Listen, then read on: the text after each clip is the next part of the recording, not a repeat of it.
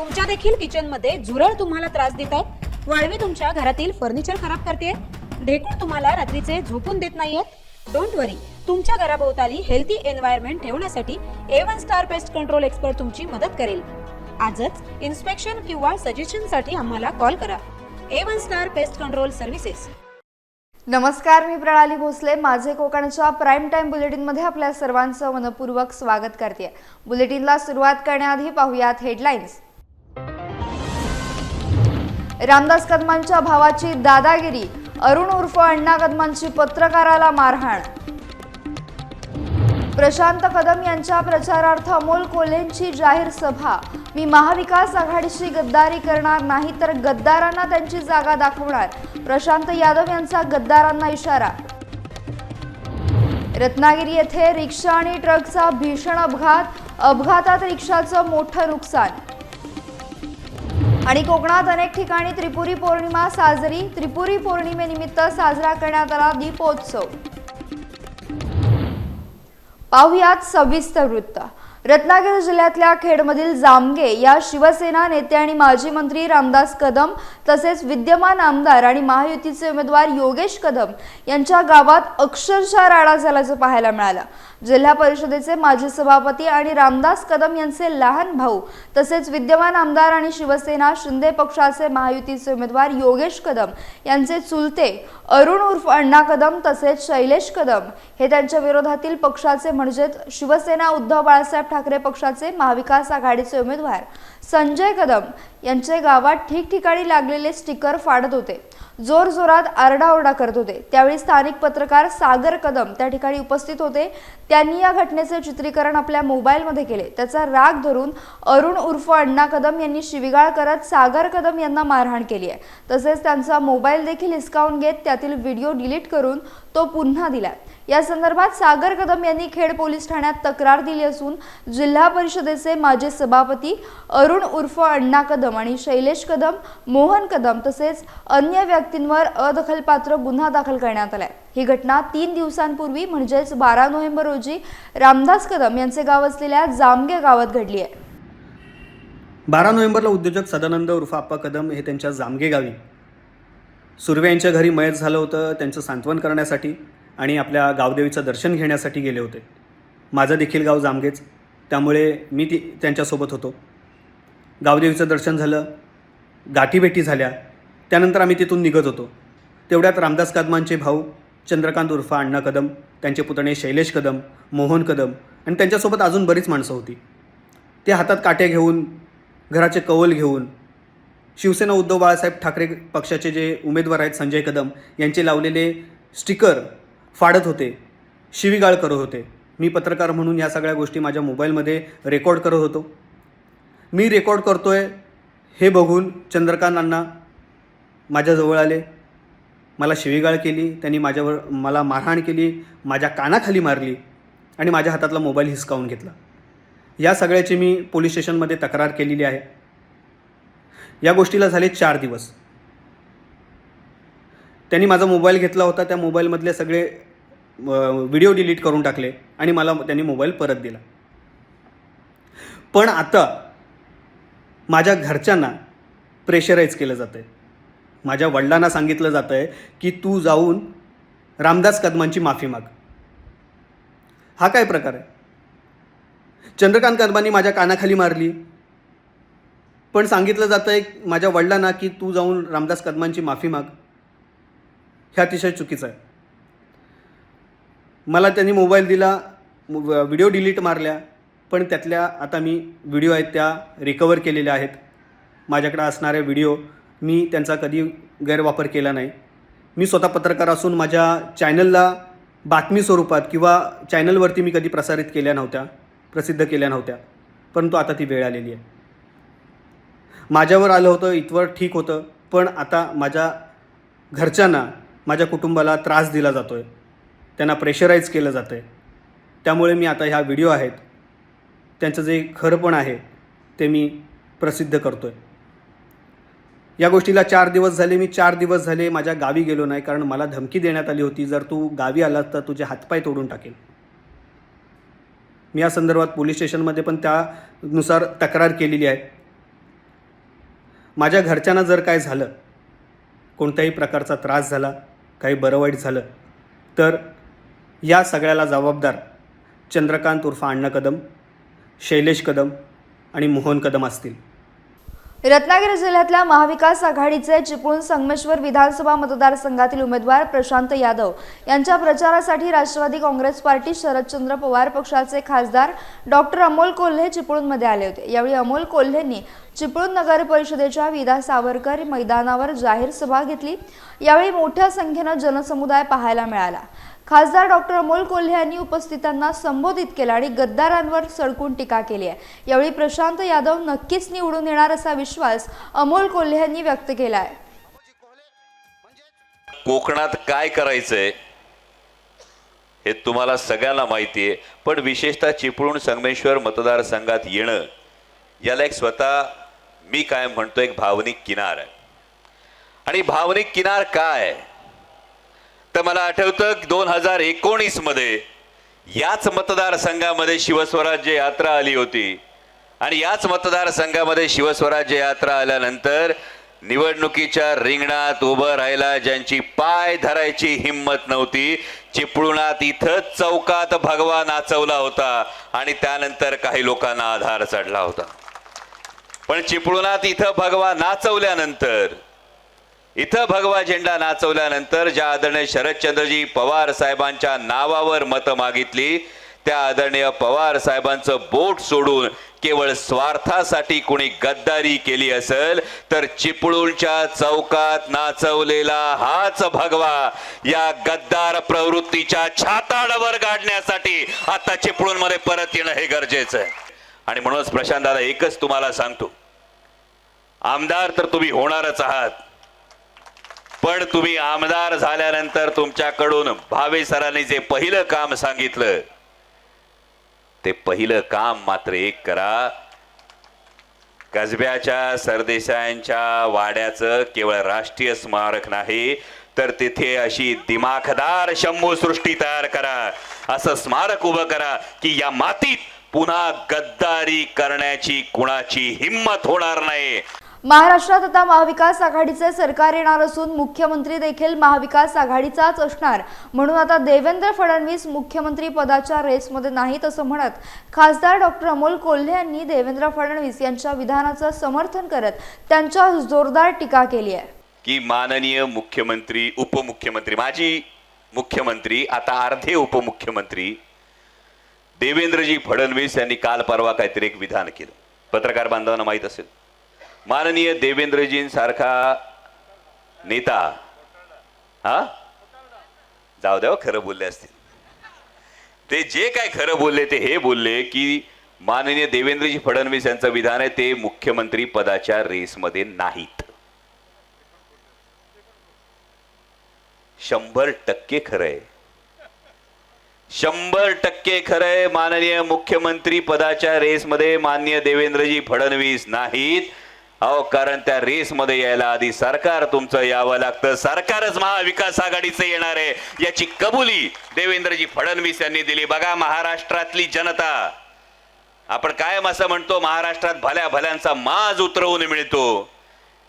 जे अधिकारवाणीनं सांगत होते की मी पुन्हा आलो, 2 पक्ष फोडून आलो,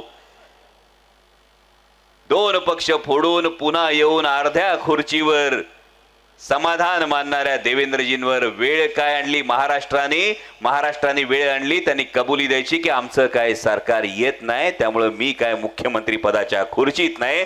कारण जर लोकसभेला माननीय उद्धव साहेब ठाकरेंची, माननीय आदरणीय शरदचंद्रजी पवार साहेबांची लाट होती असं म्हटलं तर आता विधानसभेला सुनामी आली आहे, सुनामी. आणि या सुनामीमध्ये हे महायुतीचं सरकार आणि या महायुतीच्या सरकारनं करायला लावलेली गद्दारी ही वाहून जाणार आहे.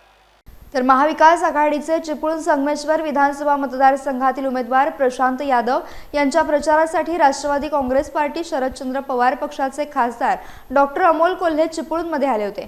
यावेळी जाहीर सभा संपन्न झाली. या सभेच्या माध्यमातून मी महाविकास आघाडीशी गद्दारी करणार नाही तर गद्दारांना त्यांची जागा दाखवणार असं वक्तव्य प्रशांत यादव यांनी केलंय. तरी महाविकास आघाडीचा हा उमेदवार आहे आणि महाविकास आघाडी जिंकणं ही काळाची गरज आहे आणि हे काम आपल्या सगळ्यांना 20 तारखेला करायचं आहे. आपण सगळे एक मोठ्या संख्येने या ठिकाणी उपस्थित आहेत.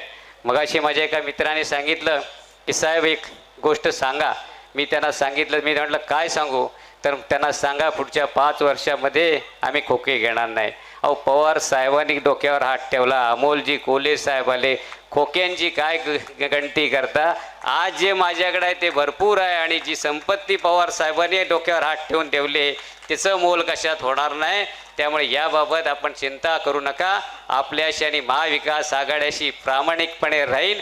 गद्दारी ही गोष्ट कधी करणार नाही, पण यावेळेला गद्दारी काढल्याशिवाय राहणार नाही. महाराष्ट्रात सध्या प्रचाराचा धुरळा उडतोय. राजापूर लांजा विधानसभा मतदारसंघातील अपक्ष उमेदवार अविनाश लाड यांच्या प्रचारासाठी ज्येष्ठ आणि तरुण सर्वच जण रस्त्यावर उतरल्याचं पाहायला मिळालं. यावेळी साखरपा मतदारसंघात प्रचार रॅली काढण्यात आली. या रॅलीमध्ये स्वतः अविनाश लाड यांची पत्नी आणि कुटुंबीय देखील सहभागी झाले होते. या प्रचार रॅलीत शिटी वाजवत कार्यकर्त्यांनी अविनाश लाड यांचा प्रचार केला. राजापूर लांजा विधानसभा मतदारसंघातील निवडणूक काही दिवसांवर येऊन ठेपली आहे. महायुतीचे उमेदवार किरण सामंत यांचे हात बळकट करण्यासाठी कोंडगाव येथील अनेकांनी शिंदेंच्या शिवसेनेत प्रवेश केलाय. या निवडणुकीत किरण सामंत यांना भरघोस मतांनी विजयी करण्याचा निर्धार या प्रवेशकर्त्यांनी केलाय. 2.5 वर्षापूर्वी आणि भैया सामंतचे जे काम आहे ते काम बघून अनेक लोकांना प्रवेशसुद्धा आम्ही आमच्या पक्षामध्ये दिलेला आहे. आणि साखरपा, कोंडगाव, देवडं, भोवडं, किरपेट या सगळ्यांचा विकास करण्यासाठी आम्ही ह्या सगळ्यांना सोबत घेऊन भैयांसोबत आम्ही राहणार आहेत. आणि भैयांना 100% निवडून देण्याचा आम्ही विडाच उचललेला आहे. साखरपा, कोंडगाव, देवडं, भोवडं, किरपेट सगळ्या लोकांनी मिळून. आणि माझे सहकारी सगळे एकदम जोमाने कामाला लागलेले आहेत. आणि येणाऱ्या 23 तारखेला आम्ही 100% गुलाल हा उधळणारच. ठाकरे गटामध्ये होतो त्यानंतर आता आम्ही शिवसेना शिंदे गटामध्ये प्रवेश केला. त्यांची कामगिरी खूप चांगली आहे. ज्यांनी महिलांसाठी खूप योजना साऱ्या उपलब्ध करून दिल्या आहेत. त्यामुळे आम्हाला महिलांना खूप फायदा झाला आहे. त्यामुळे आता आम्ही भैया सामंत त्यांच्या गटामध्ये प्रवेश केला आहे. त्यांची कामगिरी खूप छान आहे. एक माणूस खूप चांगली आहे. आम्ही सगळ्या महिला त्यांच्या पाठीशी उभ्या आहोत. महाराष्ट्रात सध्या प्रचाराचा धडाका सुरू आहे. प्रचारासाठी वेगवेगळ्या युक्त्या वापरल्या जात आहेत. रत्नागिरी मतदारसंघात उदय सामंत यांच्या प्रचारासाठी तरुणाई रस्त्यावर उतरल्याचं पाहायला मिळालं. यावेळी बाईक रॅलीच्या माध्यमातून प्रचार करण्यात आला.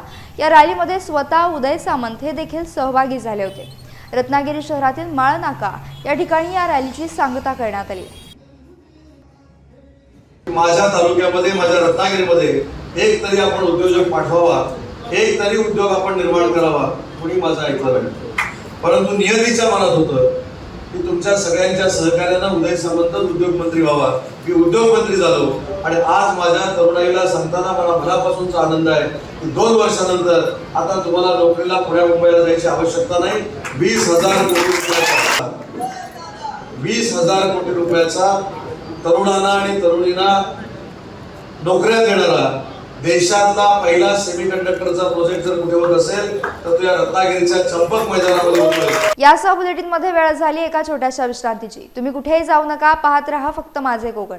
खेडवासियांसाठी आनंदाची बातमी. नवी मुंबई आणि रायगड मधील मल्टी ब्रँड इलेक्ट्रॉनिक्स आउटलेटची सर्वात मोठी chain Arsika electronics powered by Thia distribution and logistic private limited आता खेडवासियांच्या सेवेसाठी TV, fridge, washing machine, AC, microwave oven, mixer grinder इत्यादी प्रकारचे सर्व घरगुती उपकरणे आणि बरेच काही. मिळवा कोणत्याही उपकरण खरेदीवरती हमखास गिफ्ट. सर्व टॉप ब्रँड उत्पादनांचे अधिकृत डीलर. 0% व्याज, 100% पर्यंत कर्ज. इतरांपेक्षा सर्वात कमी किमतीची हमी. क्रेडिट कार्ड आणि डेबिट कार्डवर कॅशबॅक. सर्व इलेक्ट्रॉनिक्स वस्तूंसाठी तुमचे वन स्टॉप शॉप म्हणजेच आर्सिका electronics powered by Thia distribution and logistic private limited. आता दापोली आणि चिपळूण मध्ये देखील लवकरच ऑफर आणि एक्सक्लुझिव्ह डील साठी आजच आमच्या खेड स्टोअरला भेट द्या. आमचा पत्ता आर्सिका इलेक्ट्रॉनिक्स, छत्रपती शिवाजी महाराज नगर, महाड नाका, खेड, जिल्हा रत्नागिरी. आमचा फोन नंबर 7738897200. विश्रांतीनंतर माझे कोकणमध्ये पुन्हा एकदा स्वागत. 266 रत्नागिरी विधानसभेचे अपक्ष उमेदवार दिलीप काशीनाथ यादव यांनी उदय सामंत यांना बिनशर्त पाठिंबा जाहीर केला। यावेळी शहर प्रमुख बिपिन बंदरकर उपस्थित होते। मी 266 रत्नागिरी विधानसभा मतदारसंघातून अपक्ष उमेदवार दिलीप काशीनाथ यादव 2024ची निवडणूक लढवत आहे। आज दिनांक 16/11/2024 रोजी उदय रवींद्र सामंत साहेब निशाणी धनुष्यबाण यांना मी जाहीर पाठिंबा देत आहे असे जाहीर करतो। प्रचारादरम्यान उदय सामंत साहेब यांची आणि माझी भेट झाली, त्यावेळी दोघांमध्ये चर्चा झालेली असताना गेले 15 ते 20 वर्ष उदय सामंत साहेब या तालुक्याचा विकास करत आहेत, मग जनतेचे प्रश्न सोडवत आहेत। हे जेव्हा मला कुठे ह्या गोष्टी पटल्यानंतर त्यांच्यावरती मी प्रभावित होऊन त्यांना मी पाठिंबा देत आहे। रायगड जिल्ह्यातल्या म्हसळा येथील सभेसाठी शरद पवार दाखल झाले, त्यावेळी त्यांची बॅग तपासण्यात आली आहे। श्रीवर्धन विधानसभा मतदारसंघातील महाविकास आघाडीचे उमेदवार अनिल नवघणे यांच्या प्रचारार्थ ही सभा घेण्यात आली होती। म्हसळा हेलिपॅडवर भरारी पथकाकडून ही तपासणी करण्यात आली। श्रीवर्धन मतदारसंघातून दुसऱ्यांदा निवडणुकीच्या रणांगणात उतरलेल्या अदिती तटकरे यांचं अद्यापही पारडं जड असलं तरी विरोधक त्यांच्यावर सातत्यानं टीका करत असल्याचं पाहायला मिळत आहे। मात्र आता अदिती तटकरे नक्कीच प्रचंड मतांनी विजयी होतील असा विश्वास जमीर नाजिरी यांनी व्यक्त करत तटकरे कुटुंबियांवर टीका करणाऱ्यांना प्रत्युत्तर दिलंय। विरोधकांना काय पाहिजे, फक्त काहीतरी बोलायचा, टीका करायची आणि बोलत राहायचा। परंतु हे जेवढं सर्व केलेलं आहे ते तटकरे साहेबांनी केलेलं आहे, आदिती ताईंनी केलं आहे, अनिकेत भाईंनी केलेलं आहे। म्हणून याच्या पुढेही इथली टोटल सर्व जनता, तुम्ही बोलत असाल, तुम्हाला मी बोलतो, इथली टोटल जनता ताईंसोबत, तटकरे साहेबांसोबत, भाईंसोबत आहे। आणि इथली जनता आता शुद्धज्ञान झालेली आहे। कोणाला काय किती कोणी काय बोलला तरी कोण कुठे जाणार नाही आहे। आणि ताईचा विजय इथे निश्चित आहे। तुम्हाला मी बोलतो जवळपास 1 लाख मतापेक्षा जास्ती ताई इथे निवडून येतील आणि रेकॉर्ड ब्रेक होईल। आणि आम्ही तुम्हाला ठामपणे बोलतो, आमची सर्व जनता, इथली सर्व समाज, टोटल पूर्ण जनता ताईंसोबत, तटकरे साहेबांसोबत आहे। वंचित बहुजन आघाडीचे रायगडचे जिल्हाध्यक्ष रवींद्र चव्हाण यांनी आज शरद पवार यांच्या उपस्थितीत आपल्या 150 कार्यकर्त्यांसोबत जाहीर पक्षप्रवेश केलाय। रायगड जिल्ह्यात वंचित बहुजन आघाडीला हा मोठा धक्का बसला। लोकसभा निवडणुकीत रवींद्र चव्हाण यांच्या पत्नी कुमुदिनी चव्हाण यांनी सुनील तटकरे यांच्या विरोधात निवडणूक लढवली होती, मात्र लोकसभेच्या निवडणुकीत त्यांना फारसं यश आलं नसल्याने अखेर त्यांनी आज शरद पवार यांच्या उपस्थितीत राष्ट्रवादीत प्रवेश केलाय। श्रीवर्धन विधानसभा मतदारसंघाचे महाविकास आघाडीचे उमेदवार अनिल नवघणे यांच्या प्रचार सभेला शरद पवार हे आले असता त्यांनी हा पक्षप्रवेश केला आहे। रत्नागिरी जिल्ह्यातल्या खेड तालुक्यातील अलसुरी येथील शिंदे गटातील रोशन धोत्रे आणि कार्यकर्त्यांनी मनसे पक्षात जाहीर प्रवेश केला। या प्रसंगी उपजिल्हाध्यक्ष संजय आखाडे, विद्यार्थी सेना जिल्हाध्यक्ष पुष्पेन दिवटे आदी उपस्थित होते। रायगड जिल्ह्यातल्या पेण 191 विधानसभा मतदारसंघात स्वीप अंतर्गत मतदान जनजागृती करण्यासाठी शनिवारी 16 नोव्हेंबर रोजी सकाळी उपविभागीय अधिकारी पेण यांच्या कार्यालयापासून मोटार बाईक रॅली काढण्यात आली। यावेळी पेण तालुक्यातील सर्व शासकीय, निमशासकीय कार्यालयातील अधिकारी, कर्मचारी, सर्व प्राथमिक, माध्यमिक शाळा तसेच महाविद्यालयांमधील शिक्षक, शिक्षकेतर कर्मचारी, पत्रकारांनी या रॅलीत उत्स्फूर्त सहभाग घेतला होता। मोटर बाईक रॅलीसाठी उपविभागीय अधिकारी पेण यांच्या कार्यालयापासून पेण एसटी स्टँड, नगर परिषद, डॉक्टर बाबासाहेब आंबेडकर चौक, बाजारपेठ, उपविभागीय अधिकारी पेण यांच्या कार्यालयापर्यंत ही रॅली काढून समाप्ती करण्यात आली। यावेळी तहसीलदार तानाजी शेजाळ, प्रांत तथा निवडणूक निर्णय अधिकारी प्रवीण पवार, वनाधिकारी कुलदीप पाटकर आदी शासकीय अधिकारी, पत्रकारांनी सहभाग घेऊन जनजागृती केली।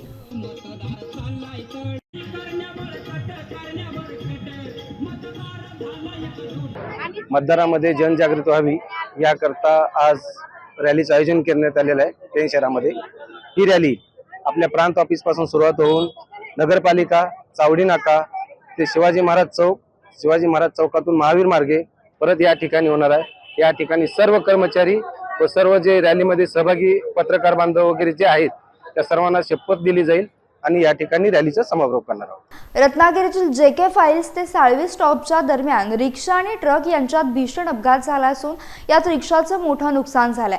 कुवारबावकडून मारुती मंदिराच्या दिशेने जाणाऱ्या रिक्षा चालकाचं नियंत्रण सुटल्यानं रिक्षा विरुद्ध बाजूला गेली, त्यामुळे रिक्षाला रत्नागिरी शहराकडून येणाऱ्या ट्रकची जोरदार धडक बसली. ही धडक एवढी जोरदार होती की रिक्षा जागेवर पलटी होऊन रिक्षाच्या टबमध्ये ट्रकचे बोनेट घुसले. या अपघातावेळी रिक्षामध्ये चालक आणि एक पॅसेंजर होते. सुदैवानं या अपघातात कोणती जीवितहानी झाली नसून चालक आणि पॅसेंजर किरकोळ जखमी झाले आहेत. रत्नागिरी शहरातील टिळकाळी गणेशोत्सव मंडळाच्या वतीनं त्रिपुरारी पौर्णिमेनिमित्त दीपोत्सव साजरा करण्यात आला. टिळकाळी येथील श्री मारुती गणपती पिंपळपार देवस्थान या ठिकाणी त्रिपूर प्रज्वलित करतानाच परिसरातील अबालवृद्धांनी एकत्र येत देवस्थान आणि लोकमान्य टिळक जन्मस्थान परिसरात हजारो दीप लावले. मंडळाचे हे 100वे वर्ष आहे, त्यानिमित्त या दीपोत्सवाचे आयोजन करण्यात आले होते. दरम्यान काल संध्याकाळनंतर रत्नागिरीत पावसाचे सावट होते. अनेक ठिकाणी तुरळक सरी कोसळल्या. मात्र तरी देखील शहरातील श्री कालभैरव देवस्थान, भैरी मंदिर, राजवडा मारुती मंदिर तसेच तालुक्यातील प्रसिद्ध तीर्थक्षेत्र असलेल्या गणपतीपुळे आदी ठिकाणी दीपोत्सवानिमित्त त्रिपूर प्रज्वलित करण्यात आले होते. लहान मुलांनी वर जायचं नाहीये, उतरा खाली.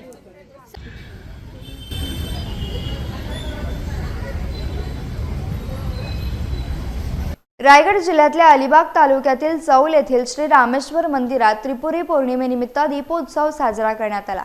मंदिरावर दिव्यांची विद्युत रोषणाई करण्यात आली होती. विद्युत दिव्यांच्या विविध रंगी प्रकाशात मंदिर आणि मंदिर परिसर न्हावून निघाला होता. मंदिरासमोरील विद्युत रोषणाईनं या मंदिराचे पडणारे प्रतिबिंब अधिकच खुलून दिसत होते. यावेळी फटाक्यांची आतिषबाजी करण्यात आली. हा नयनरम्य दीपोत्सव डोळ्यात साठवून ठेवण्यासाठी परिसरातील नागरिक तसेच पर्यटक आणि भाविक या सर्वांनी गर्दी केली होती. याचा बुलेटिनमध्ये वेळ झाली. इथेच थांबण्याची. भेटूयात नवीन बुलेटिनसह. तोपर्यंत तुम्ही कुठेही जाऊ नका. पाहत रहा फक्त माझे कोकण.